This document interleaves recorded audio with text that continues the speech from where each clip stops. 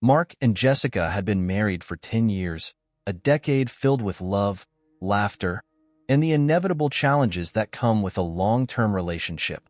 They had built a life together that many envied, a beautiful home, successful careers, and a close-knit circle of friends that seemed more like family.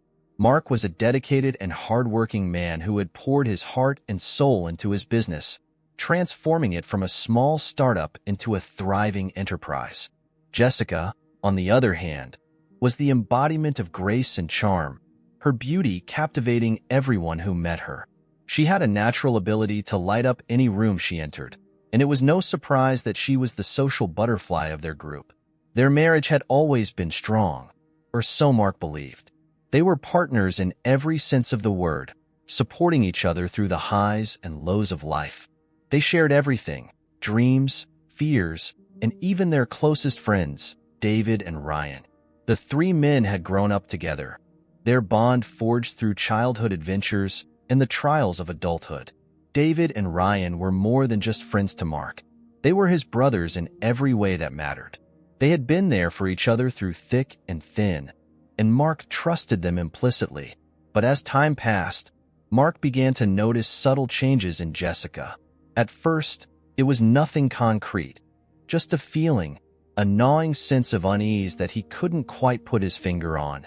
Jessica started coming home later than usual, her explanations always reasonable but somehow unsatisfying. She'd tell him about late-night work meetings, impromptu get-togethers with friends, or the need to unwind after a long day. Mark tried to shake off his unease, reminding himself that Jessica was a grown woman with her own life, but the nagging doubt refused to leave him. It wasn't just her late nights that bothered him. Jessica had become more distant, her laughter less frequent, her touch more fleeting. She no longer looked at him with the same warmth in her eyes, and Mark couldn't help but feel that something precious was slipping away from him. He tried to talk to her about it, but she would brush off his concerns, insisting that everything was fine and that he was imagining things. Mark wanted to believe her, but the signs were becoming too hard to ignore. Jessica's phone became another source of tension between them. She was always on it, texting or talking to someone, and she became unusually protective of it.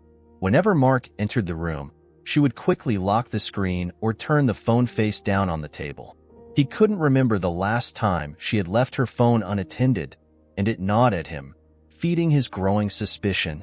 But whenever he brought it up, Jessica would laugh it off, calling him paranoid and telling him he had nothing to worry about.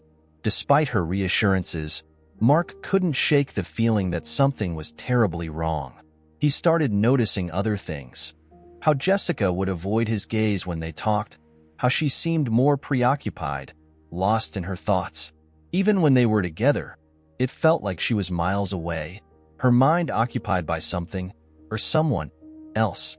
Mark tried to push the thoughts away, telling himself that it was just a rough patch, that they would get through it like they always had. But deep down, he knew that this time was different.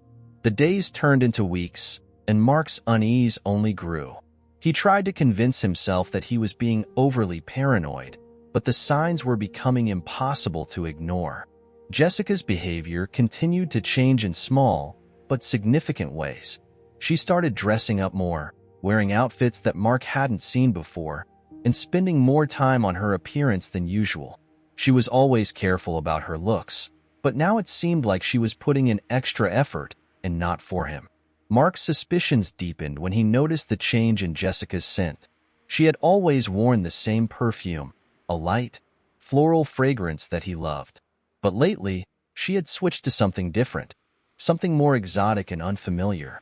When he asked her about it, she shrugged it off, saying she just wanted a change. But Mark couldn't help but wonder who she was trying to impress. Then there were the nights when Jessica would come home late, the smell of alcohol lingering on her breath. She would stumble into the house, her eyes glassy, and collapse into bed without a word. Mark would lie awake next to her, his mind racing with questions he didn't dare ask.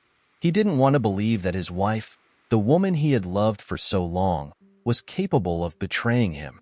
But the evidence was piling up, and it was becoming harder to deny. One evening, Mark decided to confront Jessica. He couldn't keep living in this state of uncertainty, and he needed to know the truth. He waited until she came home, watching as she walked through the door, her steps unsteady. She looked surprised to see him sitting on the couch, waiting for her. There was an awkward silence between them as she kicked off her shoes and made her way. He knew that he needed help, that he couldn't go on like this, but he couldn't bring himself to ask for it.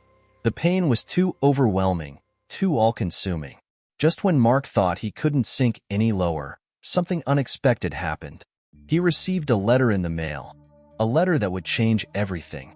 It was from an old friend, someone he hadn't spoken to in years. The letter was filled with words of encouragement, reminding Mark of the strength he had inside him, the resilience that had carried him through difficult times before. The letter was a lifeline, a glimmer of hope in the darkness that had consumed him. It reminded him that he wasn't alone, that there were people who cared about him, who wanted to see him rise above the pain. It was a turning point for Mark, a moment that gave him the strength to start picking up the pieces of his life. With the support of his old friend, Mark began to take small steps toward healing. He started going to therapy, talking about the pain he had been carrying, the betrayal that had nearly destroyed him. It was a slow and painful process, but little by little, Mark began to feel the weight lifting off his shoulders. He started taking care of himself again, eating properly, getting enough sleep, reconnecting with the world around him. He still had a long way to go, but for the first time in a long time, he felt like he was moving in the right direction. Mark also began to reconnect with his family, who had been worried about him but had respected his need for space. They welcomed him back with open arms, offering him the love and support he had been missing for so long. It was a reminder that he wasn't alone, that there were people who cared about him, who wanted to see him happy. As Mark continued on his journey of healing, he began to see a future for himself, a future that was no longer defined by the pain of the past. He knew that he would never forget what had happened, but he also knew that he couldn't let it define him. He had survived the worst, and now it was time to start living again.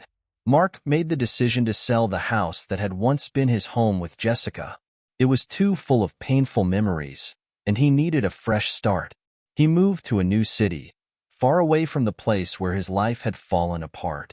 It was a chance to begin again, to rebuild his life from the ground up. As he settled into his new life, Mark found himself feeling a sense of peace that he hadn't felt in a long time. He was still healing, still working through the pain, but he was also beginning to feel hopeful about the future. He had learned a lot about himself through the ordeal, his strength, his resilience, his ability to survive even the darkest of times. Mark knew that he wasn't the same person he had been before the betrayal, but that was okay.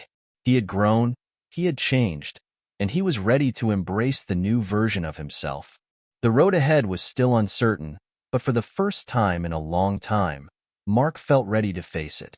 He had been broken, but he had also been rebuilt. And as he stood on the threshold of his new life, Mark knew that he was finally ready to move forward, leaving the pain of the past behind him and stepping into a future filled with possibilities.